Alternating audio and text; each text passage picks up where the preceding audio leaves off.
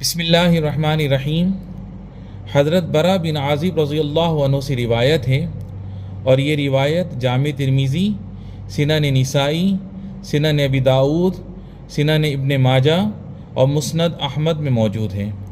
رسول اللہ صلی اللہ علیہ وسلم سے دریافت کیا گیا کہ کن جانوروں کی قربانی میں احتیاط کرنی چاہیے۔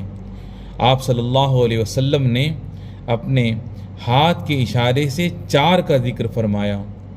ایسا لنگڑا جس کا لنگڑا پن ظاہر ہو، ایسا کانا جس کا کانا پن ظاہر ہو، وہ مریض جانور جس کا مرض ظاہر ہو، اور لاغر جس کی ہڈیوں میں گودا نہ ہو۔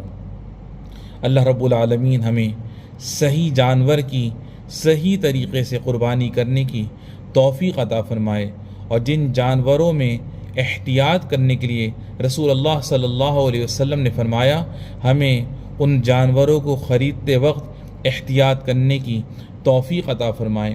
وآخر دعوانا ان الحمد للہ رب العالمین۔